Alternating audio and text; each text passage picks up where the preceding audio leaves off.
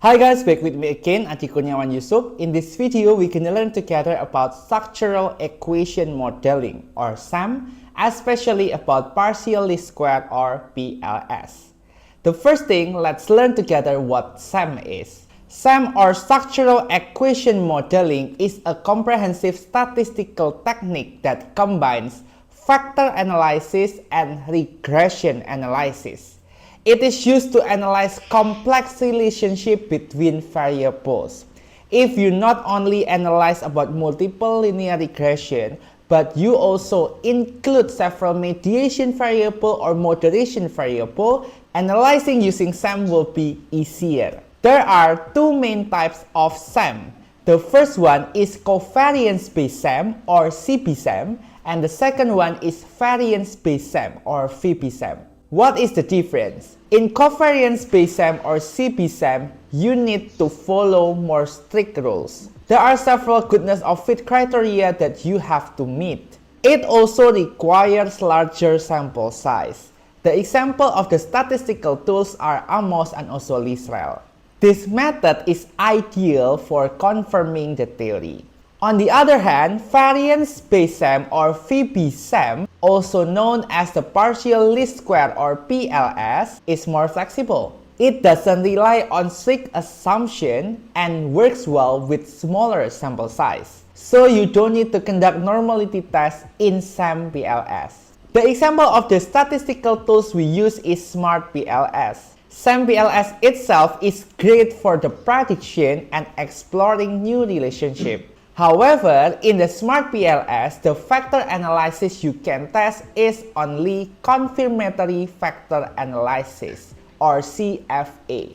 If you want to conduct exploratory factor analysis or EVA, it is better for you to analyze using covariance-based SEM such as Amos. This is the table showing the difference between Amos that represents covariance-based SEM, Smart PLS that represent variance-based SEM, and also SPSS. According to you, what are the differences? For Amos, it needs larger sample size, while Smart PLS can work well with smaller sample size.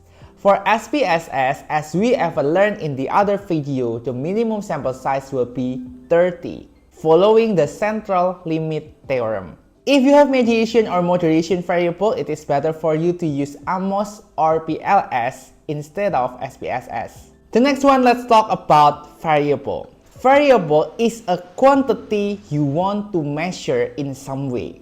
There are two types of variables based on whether it can be measured or not. The first one is latent variable, the second one is manifest variable. Latent variable is a variable that cannot be directly measured. For example, customer satisfaction. Is there any measurement to measure customer satisfaction directly? No. Therefore, we will use several indicators to measure the customer satisfaction. This indicator is called as observed variable. The second one is manifest variable. It is the same with observed variable. It is a variable that can be directly measured. For example, sales of your business. You can directly know what is the sales of your business, the profit of your business, the data of leverage, the data of the current ratio. It is directly measured. For the latent variable, it will be symbolized by ellipse. While for the observed or manifest variable, it is symbolized by rectangle.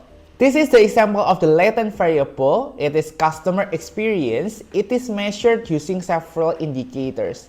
They are service interaction, physical environment, and also virtual environment. These are the important things that you have to know when we want to talk about SEM. There are two types of model. The first one is reflective model, and the second one is formative model. I have a variable here which is customer satisfaction. I have the reflective model and also the formative model of customer satisfaction. Can you see what are the difference between reflective and formative model? The one here is the customer satisfaction. In the reflective model, the arrow point from the latent variables to the indicators. For reflective model, the indicator should reflect the latent variable. For example, customer satisfaction. When the customers are satisfied, they will appreciate the hotel. They will be looking forward to staying in that hotel. They will recommend the hotel to the others. It is the example of reflective model. The indicator are the reflection of the latent variables. However, in the formative model, the indicators affect the latent variable. For example, the service is good, the personnel is friendly, the rooms are clean. This indicator can affect customer satisfaction, but it does not reflect customer satisfaction. Do you get the point, right? Usually, the common model used is reflective model because most of the indicators reflect the variables. How can you get the reflective indicators of a variable? You can adopt it from the several previous journals. But be careful, if you combine several indicators from several journals, you need to conduct exploratory factor analysis or EFA. However, if you only adopt the indicators from a journal, you can just conduct confirmatory factor analysis or CFA. As I mentioned in the beginning, SAM combines two types of analysis, the factor analysis and also regression analysis. Therefore, there will be two tests conducted. The first one is outer model test and the second one is inner model test. What are outer model and inner model? Outer model is also said as the measurement model. It focuses on the relationship between the indicators and also the latent variable.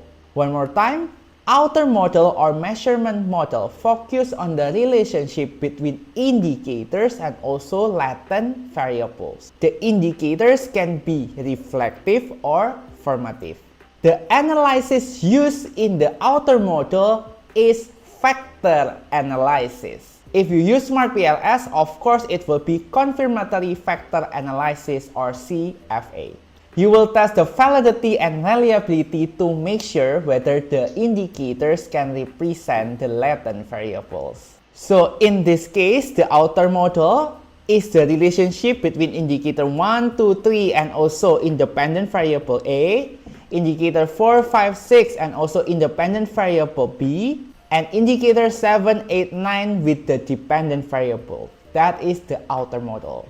The second one is inner model. Inner model or structural model focus on the relationship between independent variables and also endogenous variable. Endogenous here can be mediation variable or dependent variable. So we conduct regression analysis in this case. You will analyze the direct effect, you will analyze indirect effect using the t-test, and then R-squared, F-squared, and also Q-squared. So in this case, you will analyze the effect between independent variable A and independent variable B on the dependent variable. To sum up, SAM is versatile tool for understanding complex relationship between variables.